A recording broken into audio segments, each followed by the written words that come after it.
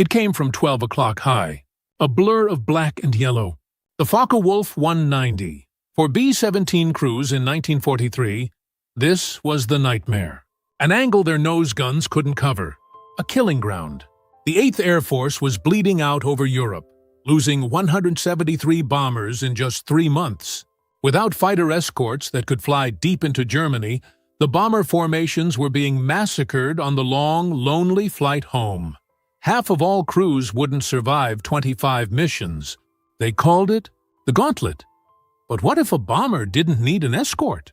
What if the bomber became the escort?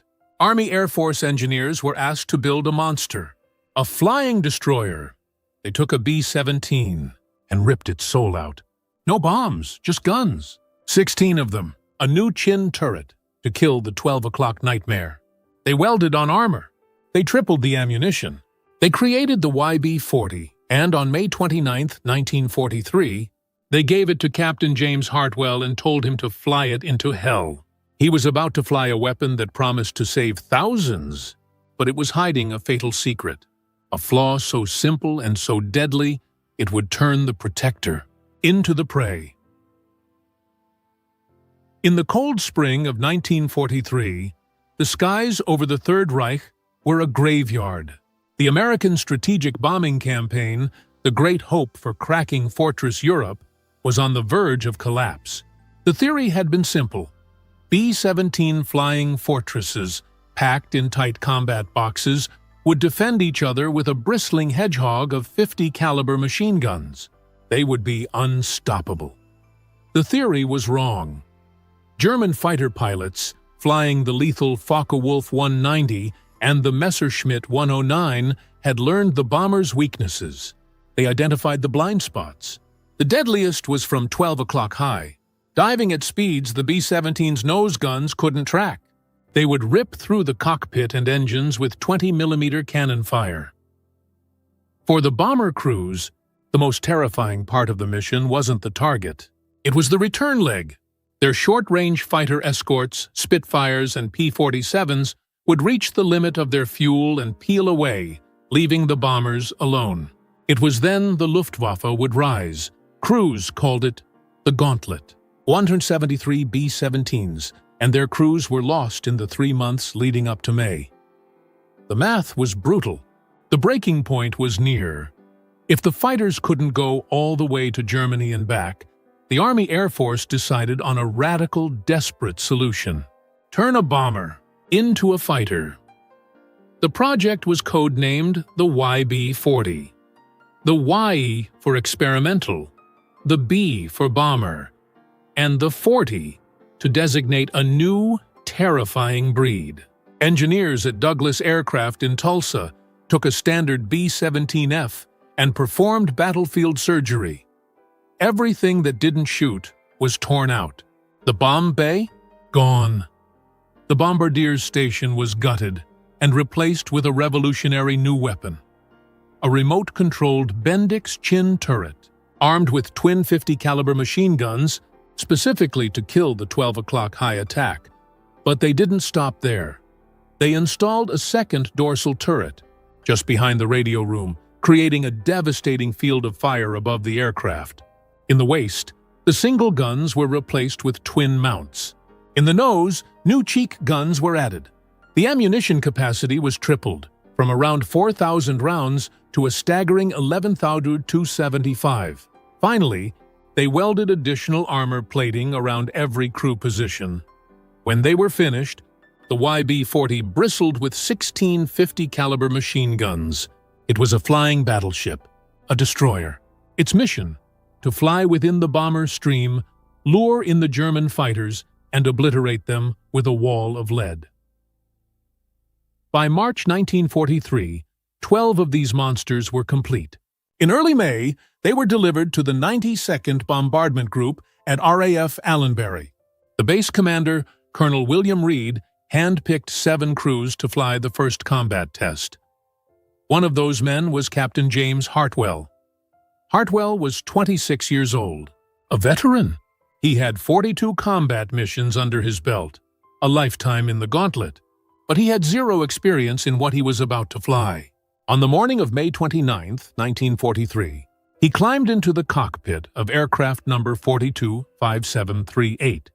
His crew had already named it Hedgehog. At 11:47 a.m., he watched the ground crew load the last belt of ammunition. The plane felt wrong. It weighed 4,000 pounds more than any B-17 he had ever touched. The test pilots back at Wright Field had warned him.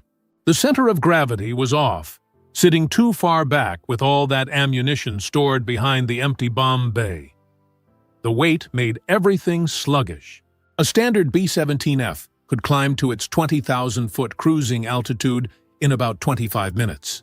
The YB-40, Hartwell learned, needed 48 minutes. The control yoke felt heavy, like fighting a freight train. But the guns! Hartwell had never seen firepower like this. The chin turret alone could shred a Focke-Wulf before it ever got in range. Every angle, every vector of attack, was met with overlapping fields of fire. The mission brief was simple. The target: the submarine pens at Saint-Nazaire, France. The 7 YB-40s would be seeded throughout the formation, placed in the most vulnerable spots. Low squadron, trail element. Anywhere the German fighters loved to hunt. At 1:25 p.m., Hartwell started the 4 Wright Cyclone engines. They ran smooth. At 1:50, the tower cleared them for takeoff. Hedgehog lumbered down the runway, followed by 168 other B-17s. The target time was 4:00 p.m. The formation reached the French coast at 3:30. The sky, clear moments before, was now dotted with ugly black puffs of flak over Guernsey.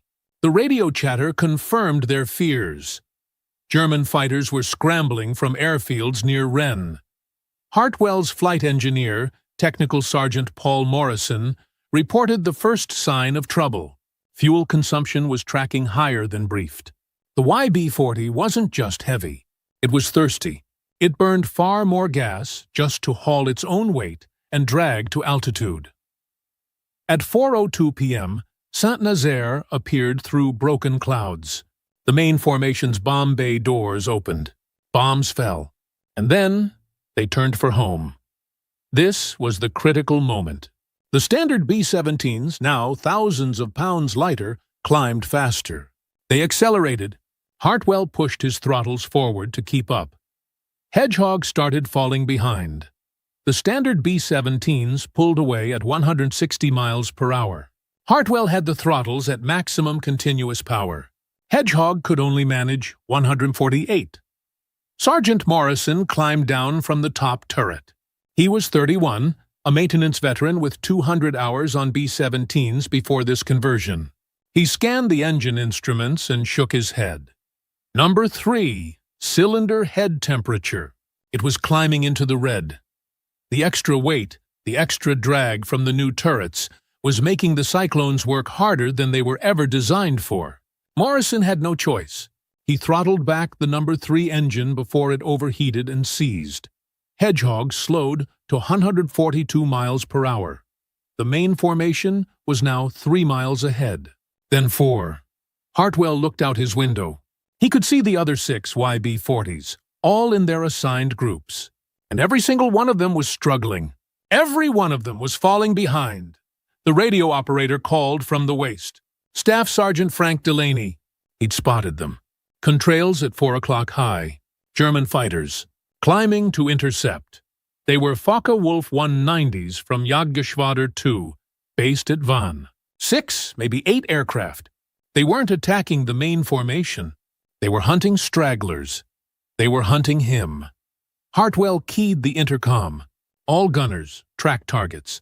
The chin turret gunner reported good visibility. The ball turret rotated smoothly. Both waist gunners confirmed their twin mounts were loaded and tracking. The first Focke-Wulf dove, coming in at 5 o'clock. Range, 200 yards. The tail gunner opened fire at 800. Tracers walked toward the diving fighter. The German pilot saw the wall of lead, broke left, and climbed away without firing a single shot. The second attack came from 11 o'clock high. 2 Focke-Wulfs in trail. The classic, deadly frontal pass. The chin turret gunner tracked the lead aircraft and squeezed the trigger. A 4-second burst. The 50 caliber rounds stitched across the FW-190's engine cowling. Black smoke poured from the fighter. It rolled inverted and dove straight toward the channel. From the waist, Delaney confirmed the kill.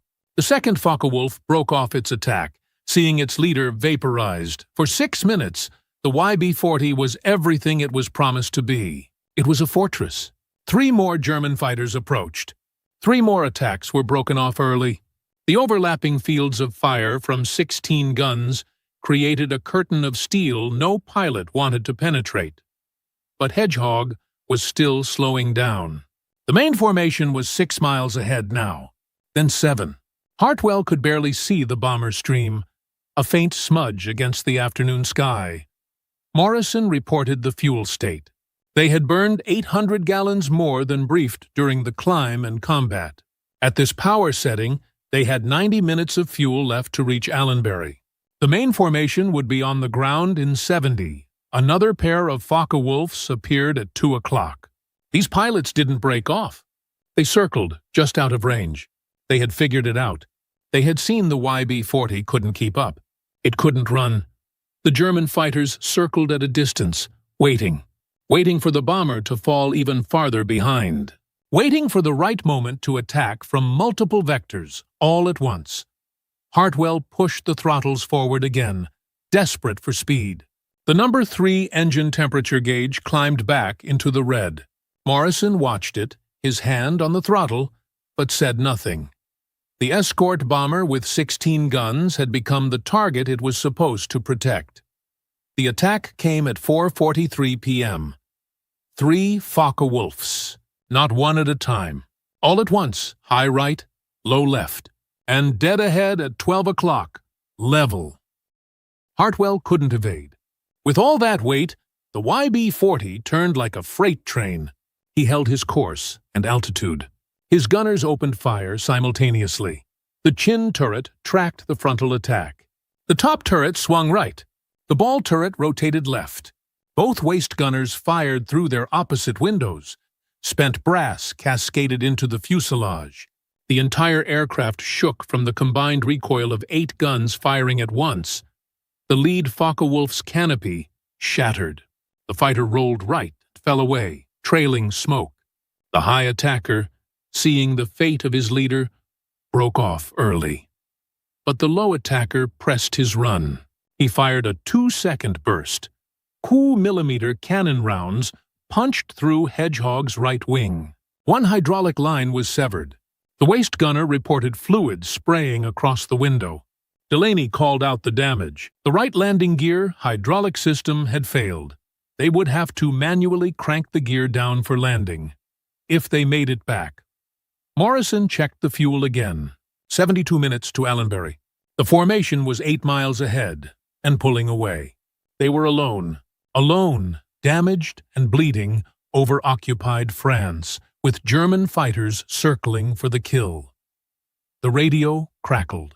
It was another YB-40, Captain Richard Hayes, flying aircraft 425741 with the 305th Bomb Group. His gunship had also fallen behind. He was in the same desperate situation. 2 YB-40s, now separated from the main formation, both struggling to maintain airspeed, both burning fuel at an alarming rate. Hayes made a suggestion. Form up together. Combined defensive fire from 32. Guns might be enough to keep the Germans at bay. Hartwell agreed. Hayes descended from 21,000 feet to match. Hedgehog's altitude at 19,500. The Focke-Wulfs circled wider now.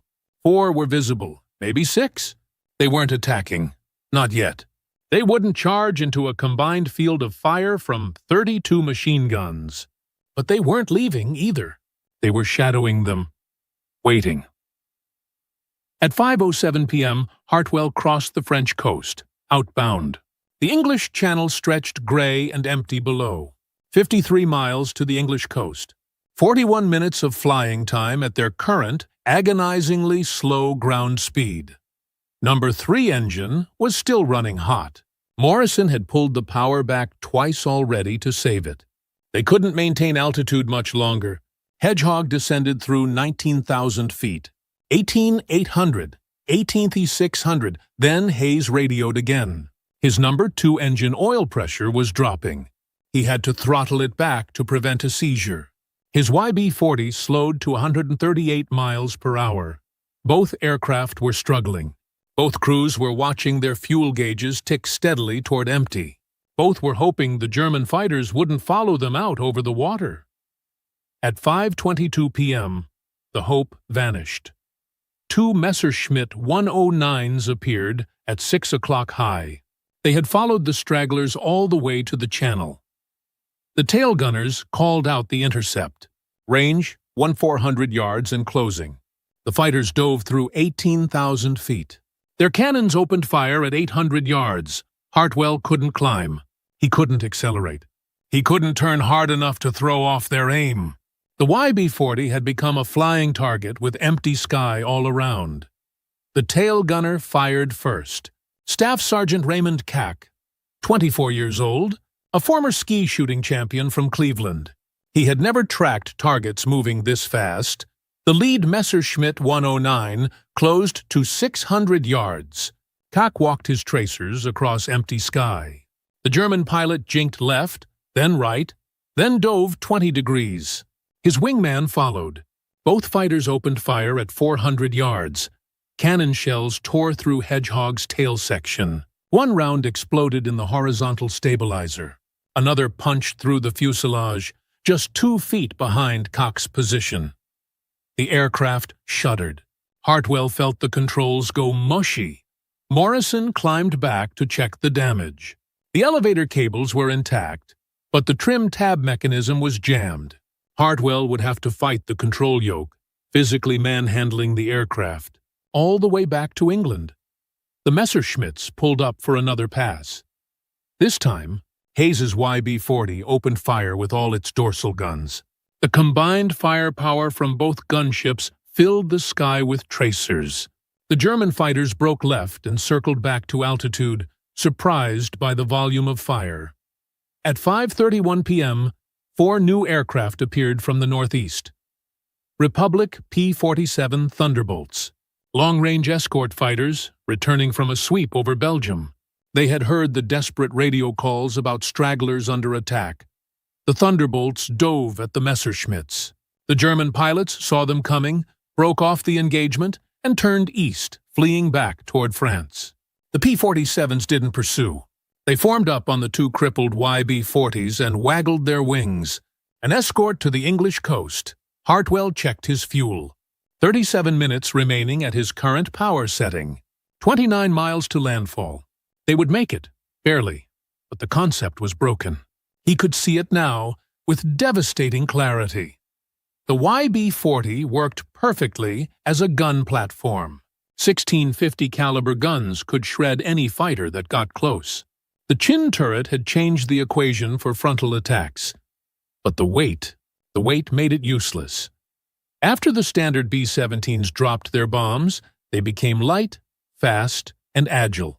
They climbed away from the flak, accelerating toward home. The YB-40, however, was still carrying 11,000 rounds of ammunition. 4,000 extra pounds of guns and armor that couldn't be dropped. That extra weight was dragging them down, making them slower, making them burn more fuel, making them targets. The aircraft designed to protect the bombers needed protection itself. Hayes radioed at 5:47. His number 2 engine had seized completely. Oil pressure was at 0. He'd feathered the propeller. His YB-40 was descending through 15,000 feet on just 3 engines. Morrison calculated the numbers. Hayes wouldn't make Alconbury. He might not even make England. His fuel consumption on 3 engines, fighting that much drag, was too high. The English coast appeared at 5:53 p.m. Hayes aimed for the first airfield he could find, RAF Manston, on the Kent Peninsula. He called the tower and declared an emergency. They cleared him for an immediate landing. Hartwell watched Hayes's YB-40 drop away toward the emergency field. One gunship limping home on 3 engines, another damaged and barely controllable. Both aircraft would require major repairs before they could fly again. At 6:18 p.m., Hedgehog touched down at Allenbury. Hartwell, fighting the controls to the last second, had cranked the landing gear down manually. The right main gear locked with only 15 seconds to spare before touchdown. The ground crews swarmed the aircraft. They counted 16 bullet holes in the fuselage, 1 severed hydraulic line, 1 jammed trim tab, 1 damaged horizontal stabilizer. Colonel Reed was waiting at the hard stand. He wanted Hartwell's assessment. Immediately. The first combat test of the YB-40 concept. The flying destroyer that was supposed to protect bomber formations all the way to Germany and back. Hartwell shut down the engines and climbed out. His flight suit was soaked with sweat. His hands still shook from fighting the controls for 90 minutes. He looked at Colonel Reed and said 3 words that would end the program. It can't keep up. But Reed wouldn't accept it. Not yet. He ordered 7 more missions. Maybe the first test was an anomaly. Maybe different tactics would work. Maybe positioning the YB-40s differently in the formation would solve the speed problem. The second mission launched on June 15th against Le Mans. 4 YB-40s flew. All 4 fell behind after the bomb drop. The third mission, on June 22nd, targeted the IG Farben synthetic rubber plant at Hulls. 11 YB-40s were dispatched. 1 aircraft was lost to flak and fighters. The remaining 10 struggled home, landing hours after the main formation. Engineers at the Abbott's Ripton Depot tried modifications. They adjusted the waste gun feeds. They changed ammunition loading procedures. They moved weight forward to try and fix the center of gravity. Nothing worked. The fundamental problem remained. A B-17F carrying bombs weighed 65,000 pounds at takeoff. After dropping its bombs, it weighed $48,000. The YB-40 weighed 68,000 pounds at takeoff. After hours of combat, it still weighed 64,000 pounds. It was carrying 4,000 pounds of guns and ammunition that couldn't be dropped. On June 28th, 6 YB-40s attacked Saint-Nazaire again. They claimed 1 German fighter destroyed. All 6 fell behind the formation on the return leg. One crew reported they had been alone over France for 43 minutes. Alone meant vulnerable. The 8th Air Force compiled the statistics after 9 combat missions. 48 sorties flown. 5 confirmed German fighter kills. 2 probables. 1 YB-40 lost. And every single aircraft had fallen behind its formation after the bomb drop. The average separation distance was 7 miles. The average time spent alone over enemy territory was 38 minutes. The intelligence reports reached the Luftwaffe. Fighter Chief Adolf Galland reviewed them. His pilots had figured out the YB-40s quickly. They looked different. The extra turret was visible from any angle. They had no bomb bay doors, and they always flew in the most vulnerable positions. After the formation dropped its bombs, the YB-40s became stragglers, and German fighters were trained to hunt stragglers. Galland's assessment was brutal. The YB-40 kills were insignificant. His pilots, he reported, would rather attack the flying destroyers than avoid them. They were easy targets. They couldn't run. On July 29th, the last 2 YB-40s flew their final combat mission. The target, U-boat yards at Kiel. Both aircraft fell behind. Both required fighter escort to reach England. Both landed at emergency fields, short of their home base. In August, General Karl Spaatz canceled the program. The 12 surviving YB-40s were returned to the United States in November. Most became gunnery trainers. 4 were stripped and converted back to standard bombers. Tutu concept had died after just 3 months of combat. Testing. The Army Air Forces had spent $469,000 dollars per aircraft on the conversions, $5.6 million. for a weapon system that made bombers more vulnerable, not safer. The flying destroyer was a complete, total, and spectacular failure. But one piece of the YB-40 survived. One innovation that worked perfectly. The modification that was about to save thousands of bomber crews and change the course of the air war. Engineers at Wright Field studied the combat reports. They read Hartwell's debrief. They looked at the statistics. The YB-40 program was a failure. But the data was priceless, and they noticed something critical.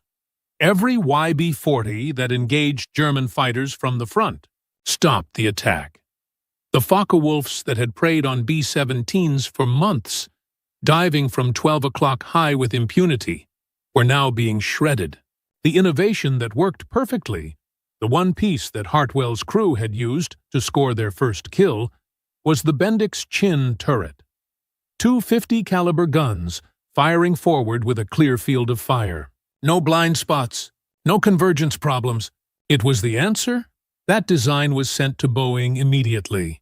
The Bendix Chin turret, born from the failed YB-40 program, entered mass production in September 1943. Boeing designated it the Bendix Model A, 250 caliber Browning M2 machine guns, remotely controlled by the bombardier from his station. 300 rounds per gun, electrically powered traverse and elevation. Douglas Aircraft installed the new turret on the last 86 B-17F aircraft coming off their production line. These bombers deployed to England in October. The crews called it the answer to the 12 o'clock high. Before the Chin turret, German fighters attacked B-17 formations from dead ahead. The bombardier's position only had two flexible cheek guns mounted on the sides of the nose. They had limited traverse, a limited field of fire. German pilots would fly straight at the bombers, firing their cannons right through the gap in the defensive coverage. It was the single deadliest tactic used against the flying fortress. The Chin turret eliminated that gap. It gave the B-17 a forward-facing sting it had desperately needed. The bombardier now tracked attacking fighters through a simple gun sight, pressed the firing button, and unleashed 250 caliber guns that converged at 400 yards. German pilots, who had grown comfortable with these head-on passes, suddenly faced a wall of concentrated fire they couldn't avoid. The combat reports from November 1943 showed the change. The 91st Bomb Group flew the new turret-equipped B-17s on a mission to Gelsenkirchen. They reported 12 frontal attacks. 10 broke off early, before they were in range. The other 2 pressed through and took heavy hits. 1 Focke-Wulf was confirmed destroyed. The number of bombers lost to frontal attacks on that mission? 0. Boeing incorporated the Chin turret into its new production model, the B-17G. The first G model rolled off the line in December 1943. This would become the definitive flying fortress. The factories in Seattle, Wichita, Long Beach, and Burbank all began building B-17Gs with the standardized Chin turret. Production ramped up fast. 50 aircraft per month in January 1944. 120 per month by March, 230 per month by June. Before the war ended, 8,680 B-17Gs would be delivered. Every single one of them carried the Chin turret that had started life on the failed YB-40. The impact was staggering. The 303rd Bomb Group transitioned to B-17Gs in February 1944. Their loss rate from frontal attacks dropped from 12% to 3%. The 379th Bomb Group reported similar numbers, 11% down to 4%. The 384th Bomb Group tracked their data meticulously. In the 6 months before Chin turrets, they lost 43 bombers to frontal attacks. In the 12 months after getting the B-17G, they lost only 14 to 8th Air Force statisticians calculated the overall impact. The Chin turret, across all groups, all missions, all theaters, reduced bomber losses to frontal attacks by 71%. By VE Day, The B-17G equipped 32 heavy bombardment groups. The YB-40 program lasted 3 months, flew 48 combat sorties, and cost $5.6 million. It was a failure. But the Chin turret from those 12 failed gunships flew on 8,680 flying fortresses. It protected crews on more than 290,000 combat sorties. It saved an estimated 2,300 bombers that would have been shot down. That is 23,000 crew members who came home. And the Chin turret wasn't the only YB-40 innovation that survived. Engineers, studying the combat reports, noticed 2 other modifications that solved real problems. On a standard B-17F, both waist gunners stood directly across from each other in the fuselage. During attacks from the beam, they fought for space. They bumped into each other. They physically blocked each other's field of fire. The YB-40, to make room for its twin mounts, had moved the right waist gun position forward by 30 inches, a staggered configuration. The reports noted that gunners on the YB-40 never interfered with each other. Each gunner had room to move, room to swing their gun through its full traverse. Boeing incorporated staggered waist positions into the B-17G. Waist gunners reported a 40% better field of fire, fewer jams from rushed reloading, better coordination during simultaneous attacks from both sides. The third improvement came from analyzing Sergeant Kak's debrief from Hedgehog's tail. He had reported limited visibility from the standard tail position. The windows were small, restricting his view, making it difficult to track fighters approaching from 6 o'clock low. The Army Air Force contracted with the Cheyenne Modification Center in Wyoming to redesign the tail position. They installed larger, wraparound windows, better visibility above and below, an improved gun mount, and enhanced armor protection. They called it the Cheyenne tail.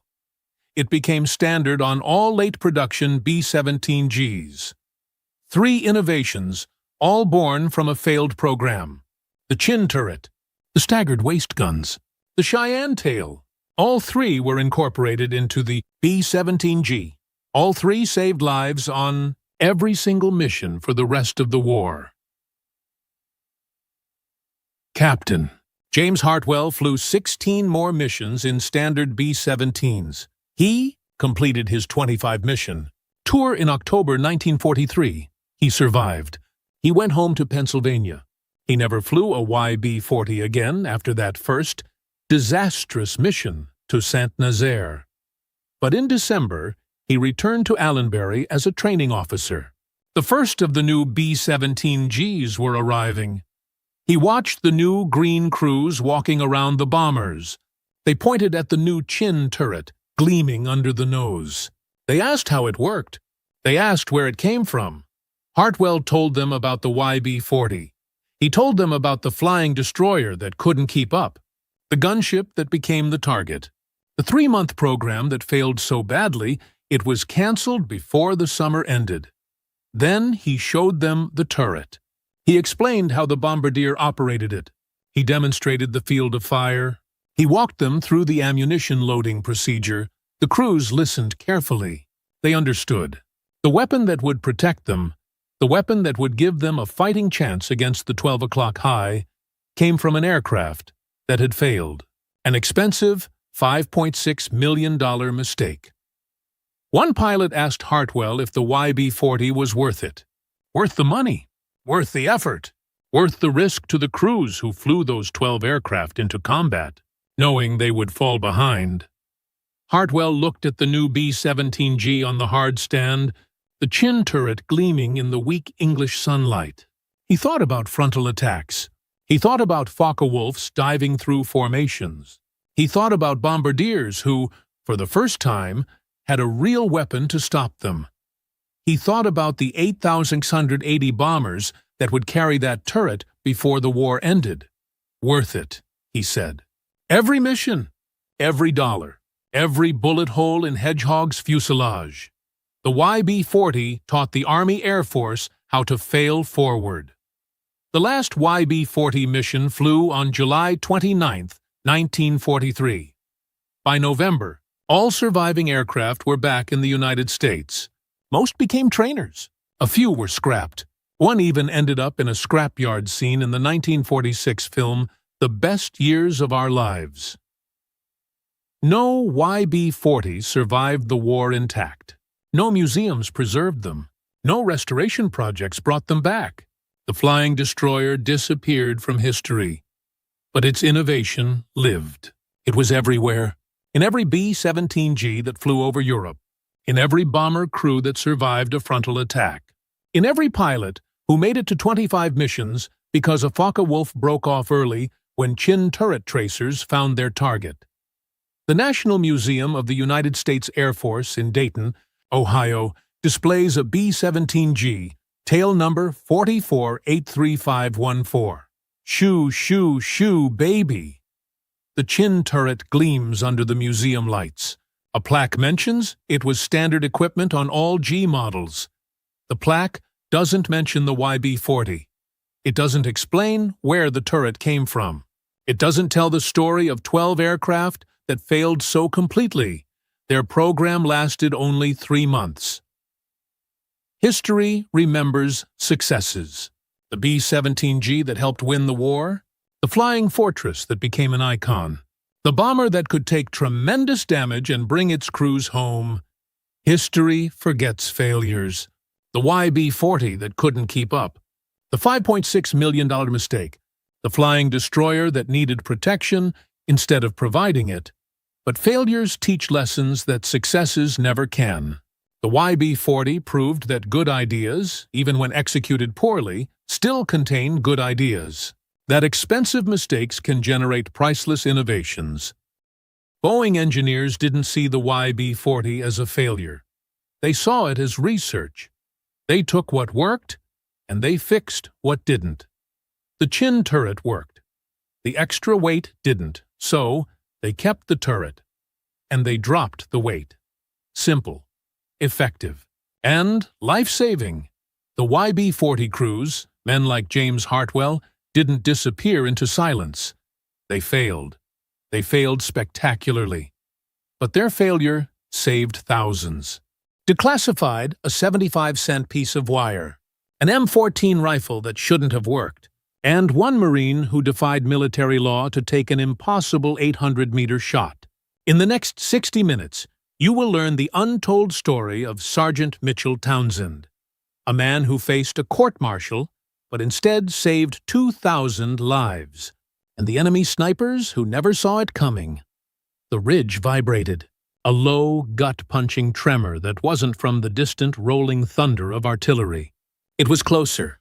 It was the frequency of fear, and through it all, Sergeant Mitchell Townsend was perfectly still. His face was pressed so hard against the stock of his M14 rifle that he could feel the warm grain of the wood through his sweat. His fingers, calloused and steady, weren't on the trigger. Not yet. They were tracing a crude, almost insulting modification he'd attached the night before. A loop of simple copper wire, 75 cents of hardware, coiled tight around the gas system. It had no business being on a United States Marine Corps sniper rifle. It was a violation. It was, by the book, an offense that could land him in the brig. But through his Redfield scope, the enemy seemed to laugh at the book. The North Vietnamese Army position was impossibly distant, 800 meters, maybe more. They were moving with casual confidence, setting up their own rifles, the dreaded Russian Dragunov SVD. They knew, as every soldier in this valley knew, that they were safe. An M14 couldn't touch them. Not from here, but they didn't know about Sergeant Townsend. And they didn't know about his wire. It was August 7th, 1967. A date seared into his memory. 10 miles south of the demilitarized zone. Quang Tri Province. His spotter, Lance Corporal Franklin Riley, was shifting beside him. His voice a dry whisper. "Staff Sergeant's gonna have your hide when he sees that, Mitch. They'll court-martial you." Townsend didn't answer. His eye never left the scope. He watched the lead NVA sniper settle in. In minutes, that rifle would be aimed at the valley below, where hundreds of Marines were about to walk into a perfect killing field. Riley hissed, "I count 4. Too far, we radio it in. Let Artie handle it." Townsend knew artillery would be too late. His finger finally moved, finding the cold steel of the trigger. He began his breathing rhythm. In, hold, out. "Sarge, what are you doing? You can't hit that." A final exhale. The world narrowed to a single point of light. "Watch me." The rifle bucked against his shoulder with a violence he'd never felt before. It was the first sign his theory was right. Through the scope 800 meters away, the NVA sniper vanished.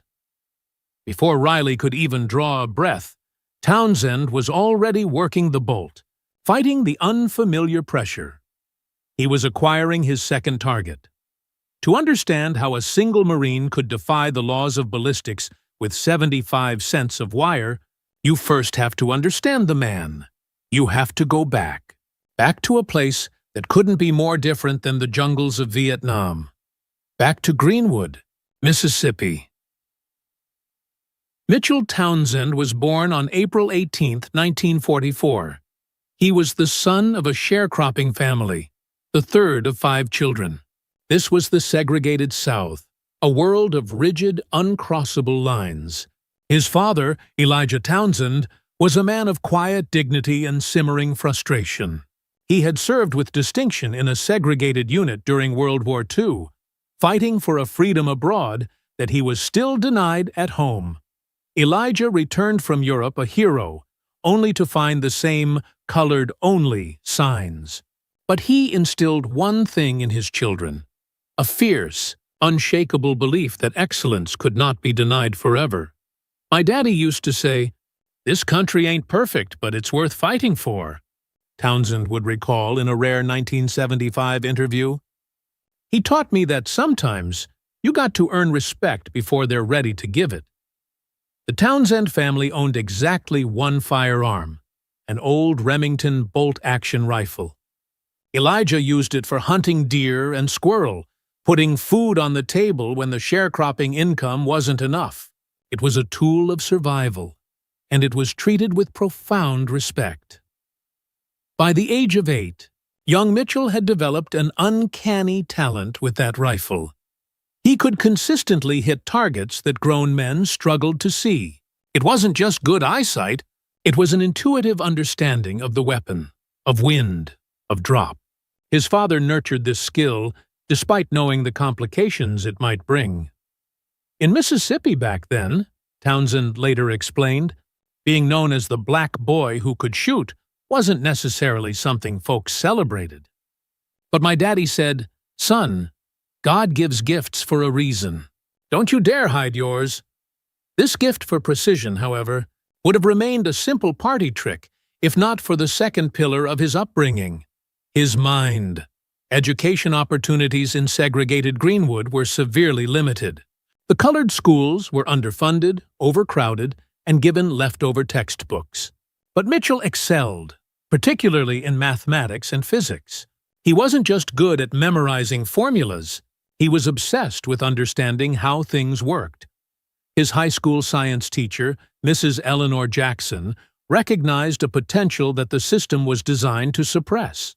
She saw a mind that didn't just accept answers, but questioned the very principles behind them. Risking her own job, Mrs. Jackson provided Mitchell with advanced textbooks, college-level physics and engineering manuals that the school wasn't supposed to have. While other boys were working the fields, Mitchell was devouring chapters on internal ballistics, thermodynamics, and harmonic resonance. "That woman changed my life," Townsend would later say. "She showed me that understanding the science of something, really knowing why things work the way they do, that's power no one can take from you." That power was the secret weapon he was building, long before he ever touched a military rifle. He wasn't just a good shot. He was becoming a man who understood the physics of the shot. After graduating high school in 1962, Townsend stared at a future of limited options: factory jobs in the North, or following his father into the fields. Neither path satisfied the burning curiosity or the quiet ambition his father and teacher had fostered. But the nation was changing. President Kennedy was pushing for the integration of the armed forces, not just on paper, but in practice.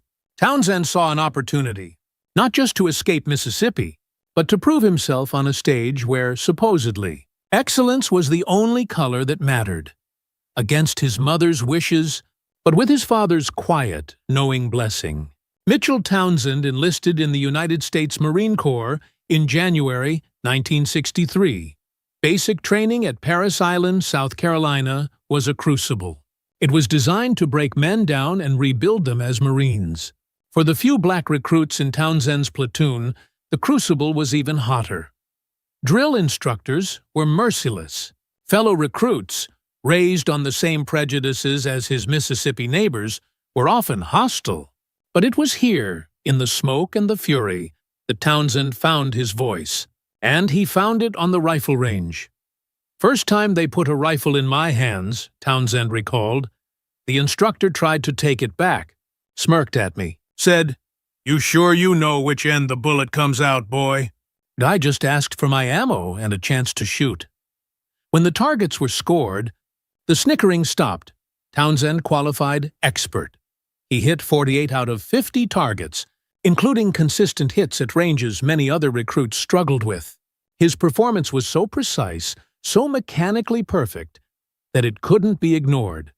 His drill instructor, Staff Sergeant Raymond Wilkins, a hard-bitten veteran, pulled him aside. Wilkins looked at Townsend's score sheet, then at the young recruit. "Private," Wilkins growled. "I don't care if you're purple with yellow polka dots. You shoot like that. You got a future in my course." It was the first time Townsend realized his gift was more than just a skill. In the Marine Corps, it was currency.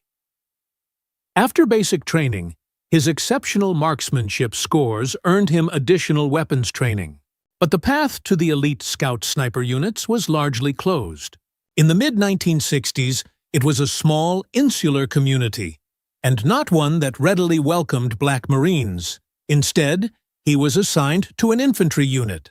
He served his first enlistment with distinction, rising in rank, earning the respect of his superiors not just for his shooting, but for his technical mind. He became the platoon's unofficial armorer, the man who could fix any weapon, who understood why a jam was happening, not just how to clear it. When his first enlistment ended in 1966, he could have gone home. He could have taken his honorable discharge and his GI Bill benefits and built a new life. But the war in Vietnam was escalating. He re-enlisted. He specifically requested deployment. He had no idea that his shooting skills and the physics he'd learned from those forbidden textbooks would soon be all that stood between his fellow Marines and total annihilation. He was assigned to the 3rd Battalion, 5th Marines, the famous Dark Horse Battalion, with a storied history stretching back to World War I. By the time Sergeant Townsend joined them for their deployment to Vietnam in 1966, the war was changing. American forces were in their build-up phase. Commanding officers were operating under strategies developed for conventional European warfare. But this wasn't Europe. This was the jungle. The 3rd Battalion was assigned to Quang Tri Province, the northernmost province of South Vietnam. Their area of operations included some of the most hotly contested, brutal territory in the country. It was cut by strategic hills and ridge lines overlooking key transportation routes the NVA needed to move men and supplies south. And it was here, in early 1967, that American intelligence identified a troubling and deadly new development. North Vietnamese Army units were receiving shipments of a new weapon, a Soviet-designed, purpose-built sniper rifle, the Dragunov SVD. It was semi-automatic. It was rugged, and it was lethally accurate. Colonel Thomas Richards, the commanding officer of the 5th Marines, summarized the new threat in a field report dated March 12, 1967. "Enemy snipers are engaging our forces from distances our weapons cannot effectively counter. We are suffering casualties before our men can even identify where the fire is coming from." This was the new nightmare of Quang Tri. The Dragunov SVD was a squad support weapon, purpose-built for accurate fire out to 800 meters, and even beyond in capable hands. By comparison, the standard American M14, the rifle Townsend carried, was a fine battle rifle, but it was designed for infantry engagements, with an effective range of approximately 500 meters, even with a scope. This 300-meter gap became a killing zone. NVA snipers could set up on a distant ridge, completely safe, and pick off American troops with virtual impunity.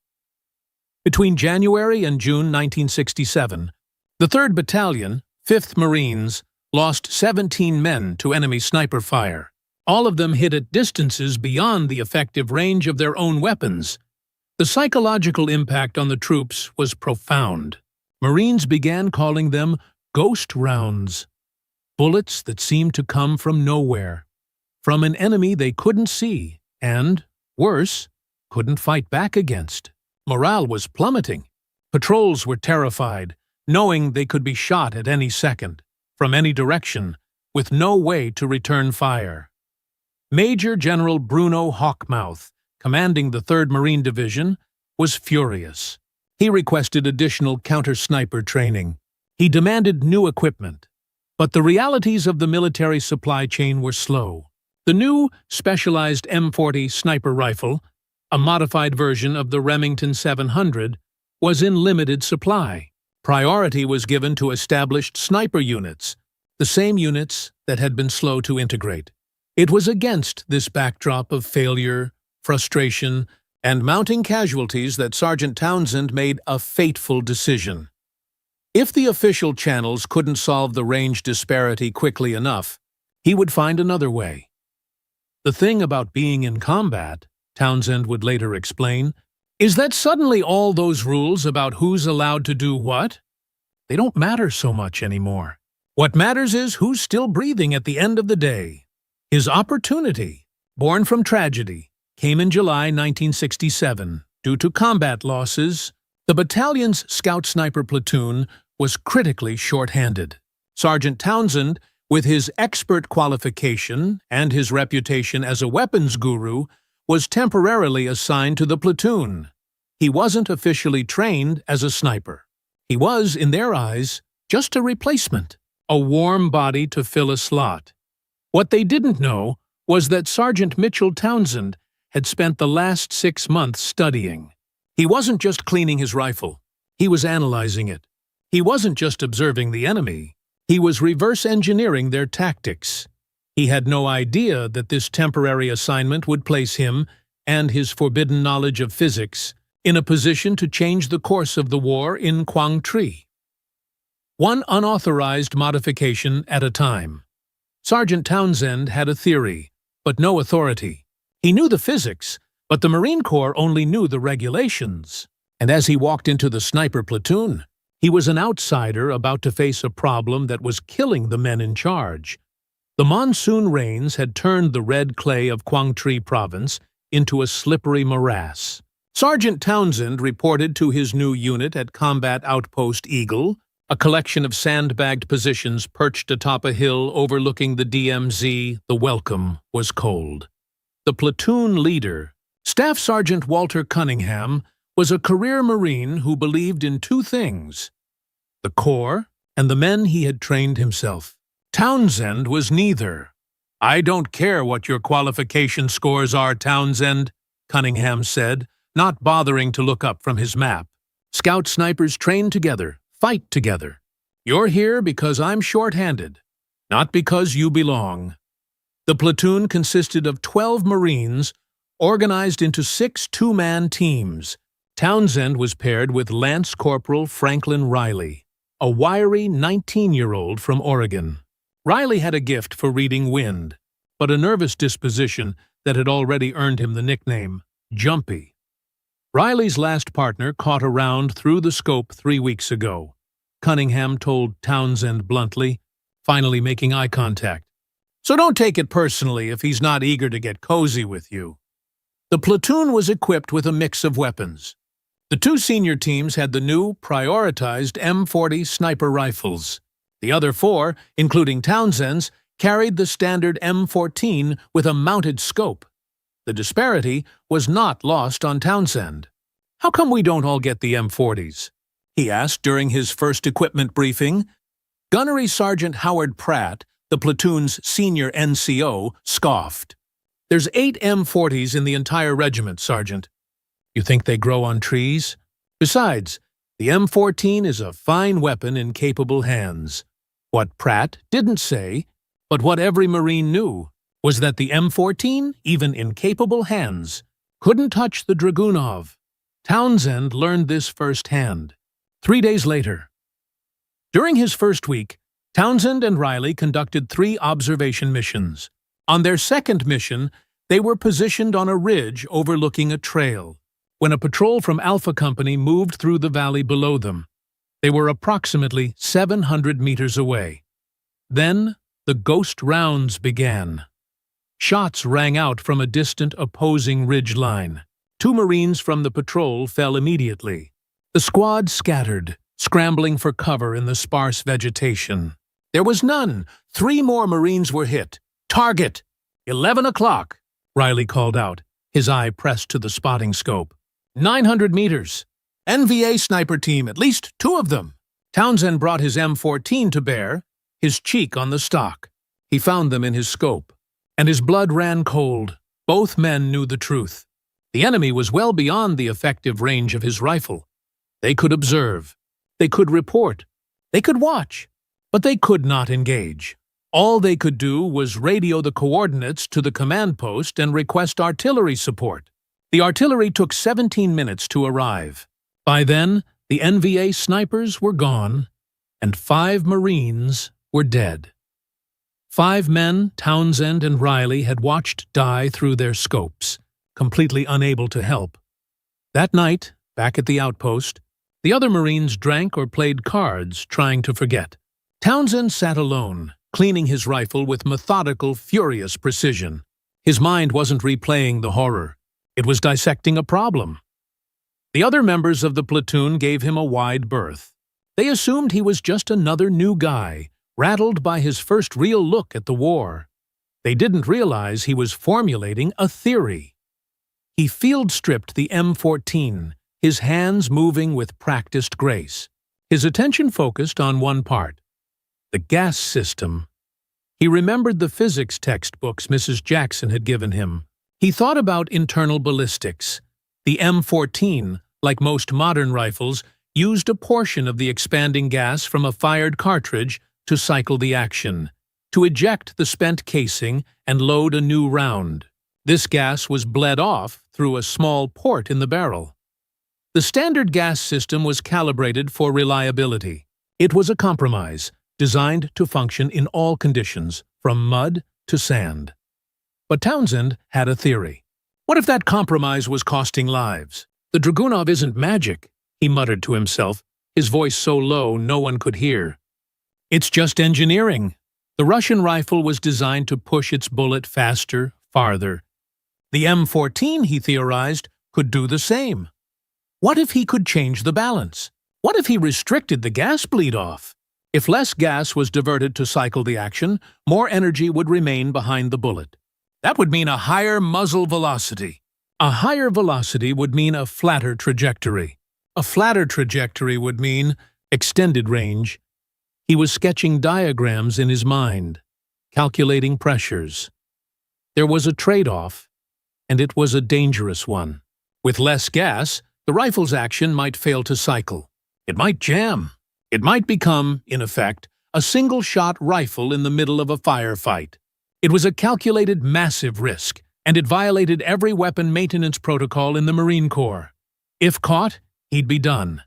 But the memory of those 5 dead Marines, that weighed more than the threat of punishment. He needed materials.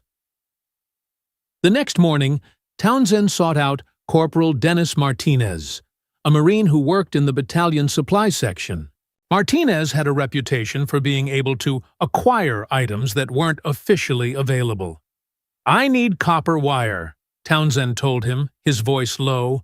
About 16 gauge, the kind they use for electrical work. And I need it quiet.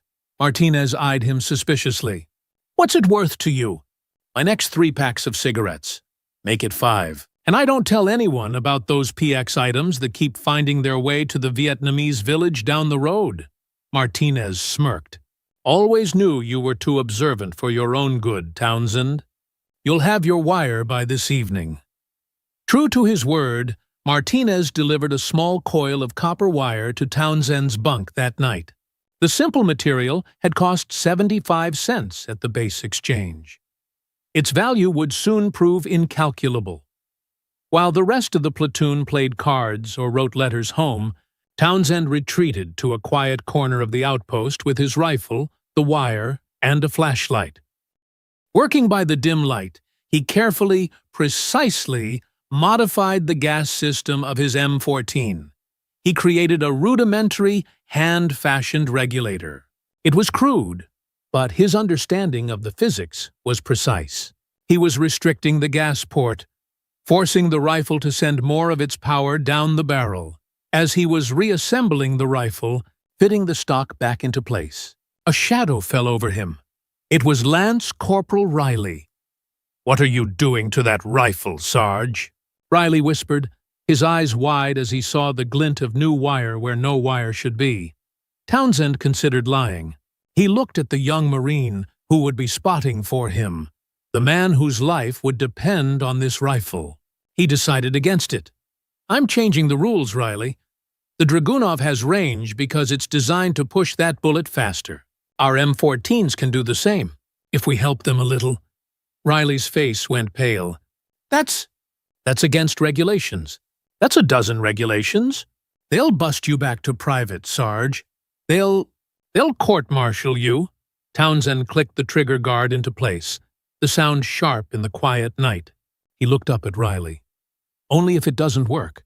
If it works, they'll be too busy giving me medals to worry about regulations." The younger Marine just shook his head. "You're crazy. You know that? And if that thing blows up in your face, I'll be the one dragging your sorry ass back to base." Townsend smiled, the first genuine smile since he'd joined the platoon. That's what spotters are for, isn't it? Neither man knew that their partnership was about to be put to the ultimate test. The pre-dawn briefing on August 7, 1967, was tense. Intelligence had reported significant NVA movement in the valley below Combat Outpost Eagle. Captain Gerald Morrison, the battalion operations officer, laid out the situation. "We have elements of the 7th Marine Regiment moving to reinforce positions here and here. Approximately 2,000 Marines will be transiting through this valley over the next 48 hours. Your job is to provide overwatch and early warning." Staff Sergeant Cunningham began assigning positions. "Townsend, Riley, you'll take Observation Post 3 on the eastern ridge. You'll have visibility of the main approach routes." He fixed Townsend with a hard stare. "Standard protocol. Observe and report. Do not engage unless directly threatened or specifically authorized." Townsend just nodded, feeling the weight of the rifle on his back. The rifle that was now, technically, a piece of illegal contraband. The rifle that had not yet been fired. The mission was set. The rifle was modified, but it was completely untested in combat. As Townsend and Riley moved out into the pre-dawn darkness, they were walking a razor's edge. One man was trusting his life to a 75-cent piece of wire, and the other was about to find out if Sergeant Townsend was a genius or a dead man. Townsend and Riley were on their way to Observation Post 3. Below them, 2,000 Marines were preparing to move, and in Townsend's hands was an untested, illegal rifle, with the potential to either save them all or fail so catastrophically it would cost everyone their lives. Townsend and Riley moved silently through the wet underbrush. The eastern ridge was a 3-kilometer hike through difficult terrain, and they needed to be in position before first light. "You actually going to use that thing?" Riley whispered as they climbed, gesturing to Townsend's M14. "If I have to." "And if it doesn't work?" Townsend paused, the weight of the moment pressing in.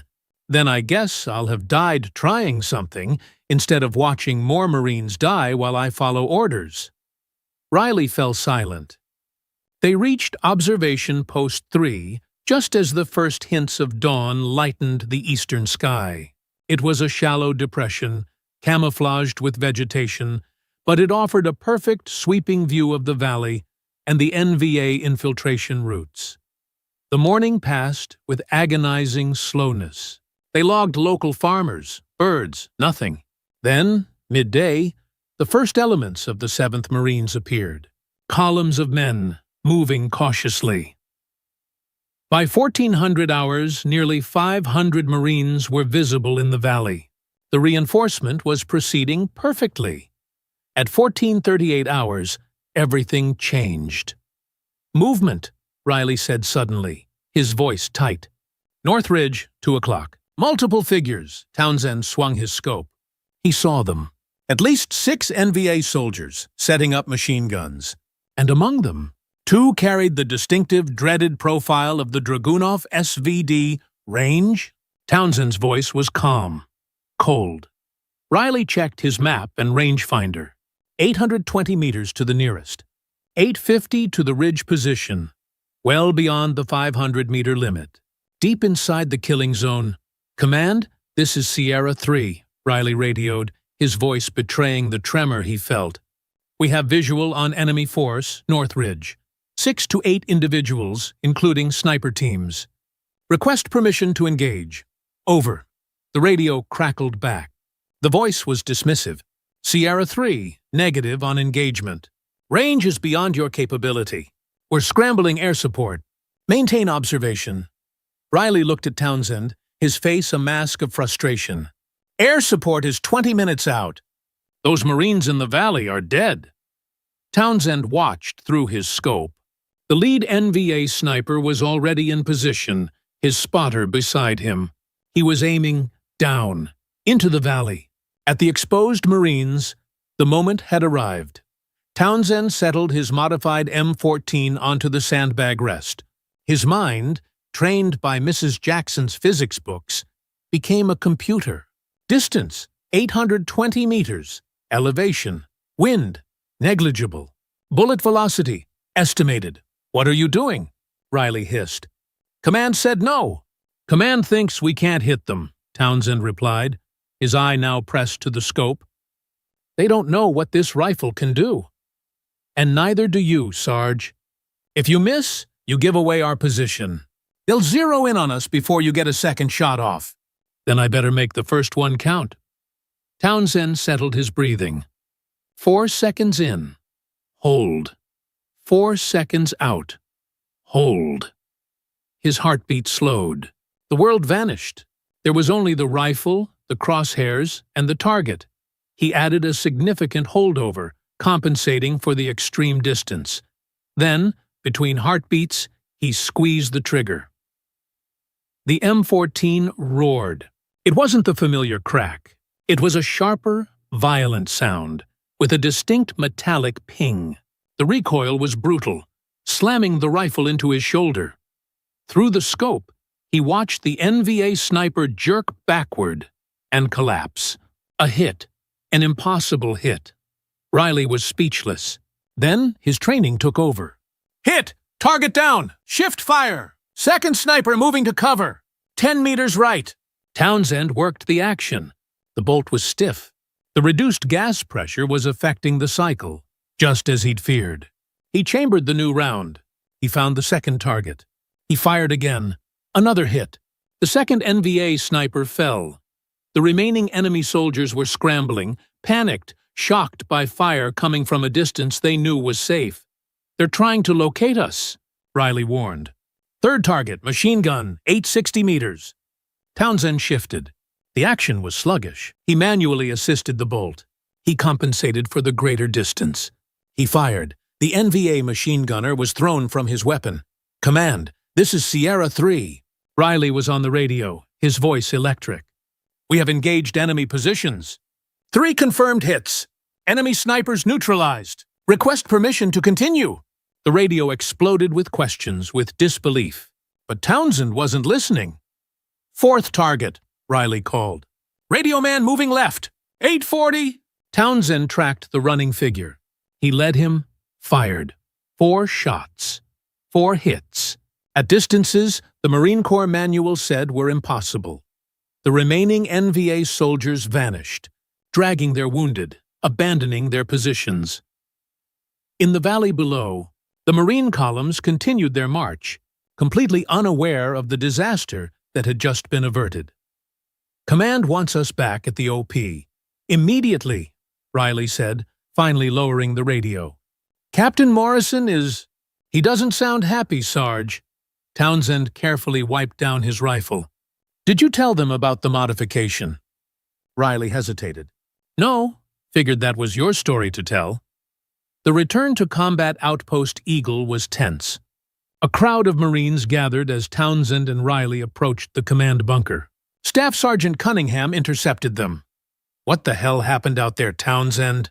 he demanded. "Command says you engaged at over 800 meters. "That's not possible." Townsend met his gaze. "With all due respect, Staff Sergeant, it is."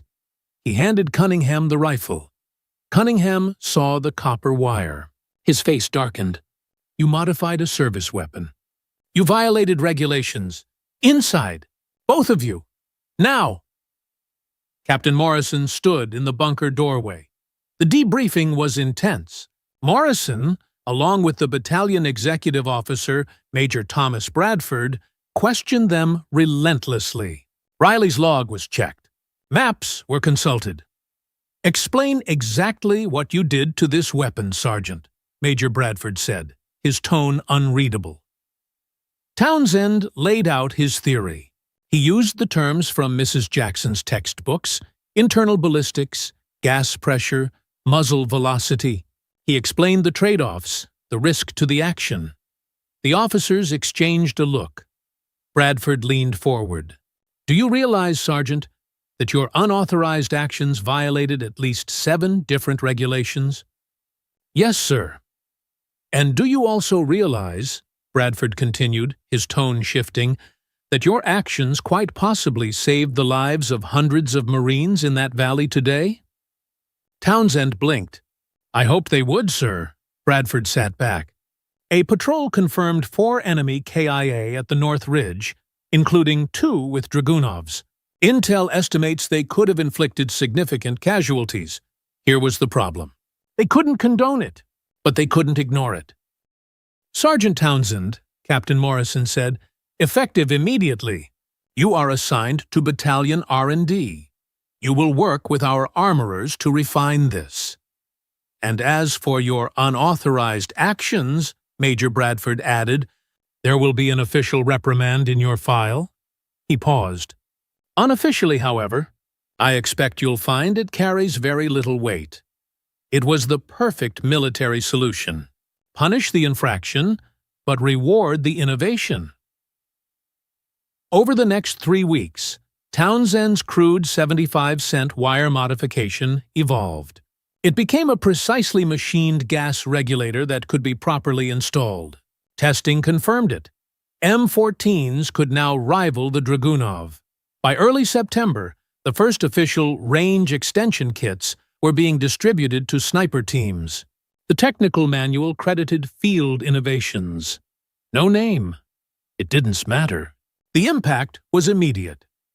On September 23rd, during Operation Medina, Marine snipers equipped with the new modification systematically defeated NVA snipers.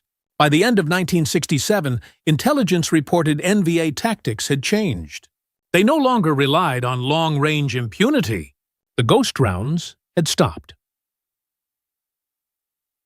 A third Marine.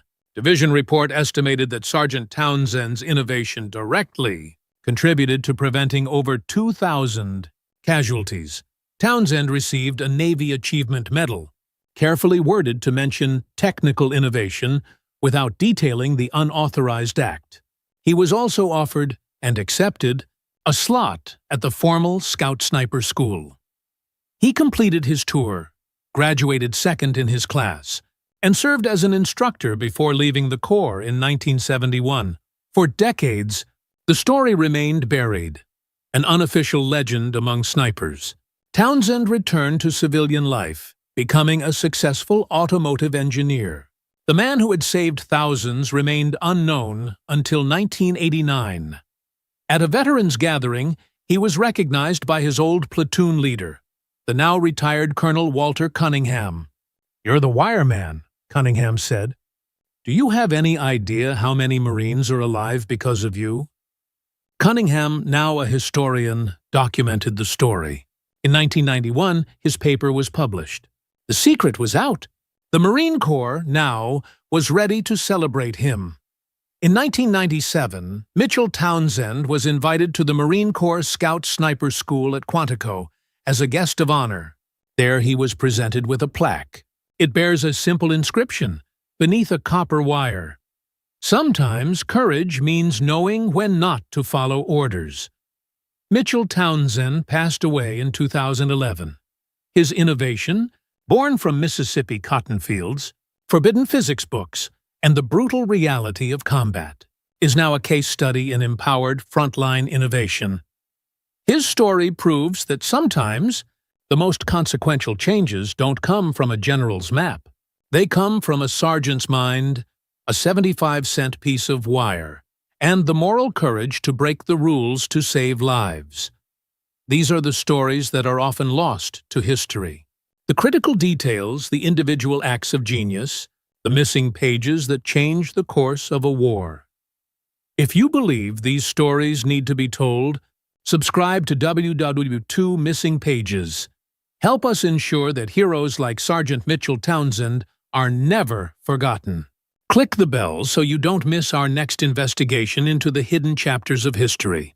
And comment below, what other missing page of history do you want us to find?